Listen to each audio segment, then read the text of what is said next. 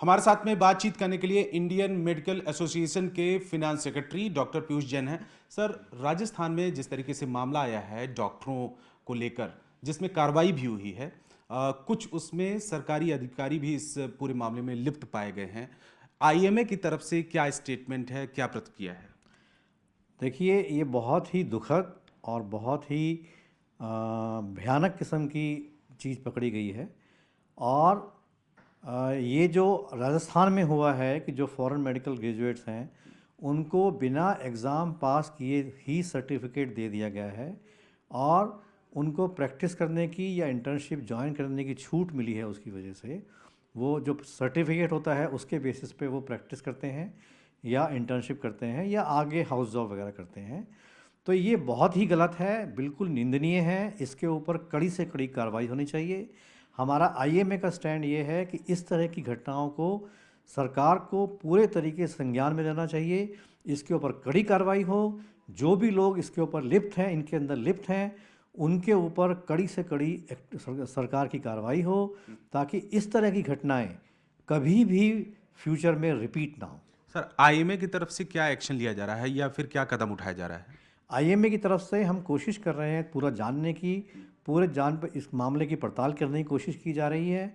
और जहां भी आईएमए के पास ये खबर आएगी कि हमारे कोई डॉक्टर इसके अंदर लिप्त हैं या इसके अंदर इन्वॉल्व हैं, तो अगर वो आईएमए के मेंबर हैं तो उनकी मेंबरशिप को कैंसिल करने की मूवमेंट चलाई जाएगी। अच्छा, आईएमए का जो प्रतिनिधित्व करते हैं दिल्ली में जो नेशनल बॉडी है, राजस्थान में जो प्रतिनिधित्व, क्या उनसे संपर्क किया गया है या फिर कुछ बोला गया है कि इस पूरे मामले की देखिए कि क्या हो सकता है, क्या है सच्चाई? हाँ बिल्कुल, राजस्थान में जो हमारी आईएमए की इकाई है और वहाँ हमारे वाइस प्रेसिडेंट भी हैं, तो वो लगातार मामले पर नज़र बनाए हुए रखे हैं।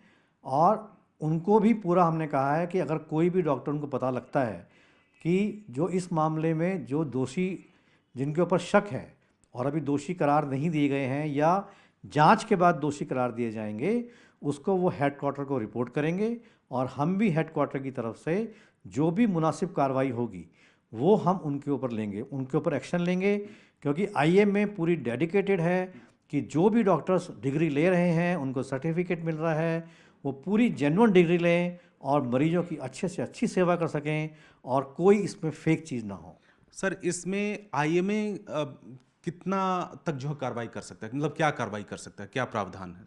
देखिए, आईएमए कोई सरकारी स्टेचुरी बॉडी नहीं है। आईएमए तो बेसिकली एनजीओ है और ये एमबीबीएस ऑनवर्ड्स जो डॉक्टर्स होते हैं उनकी एसोसिएशन है। और हम अपनी गाइडलाइंस और अपनी एक वे ऑफ प्रैक्टिस जारी करते हैं हेडक्वार्टर की तरफ से कि सभी डॉक्टर्स को अपनी इस तरह प्रैक्टिस करनी चाहिए और इस तरह समाज में आगे चलना चाहिए मेडिकली। तो अगर कहीं पे भी वो डिटोरिएट हो रहा है और हमारी नॉलेज में आ रहा है, तो आईएमए अपनी तरफ से उनको निष्कासित कर सकती है अपनी बॉडी से। लेकिन लीगल एक्शन की पावर आईएमए के पास नहीं है।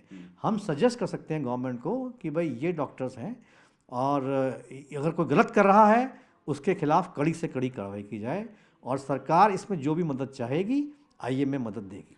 क्योंकि कुछ डॉक्टरों की इस करतूत की वजह से बहुत सारे ऐसे भी हैं जो जेन्युइन हैं, उनके लिए बड़ी मुश्किल होती है, क्योंकि लोग उंगलियां उनके ऊपर भी उठा रहे हैं, वो लोग भी प्रदर्शन कर रहे हैं, वो लोग भी प्रोटेस्ट कर रहे हैं, इस पूरे मामले का विरोध कर रहे हैं। हाँ बिल्कुल ठीक कह रहे हैं आप।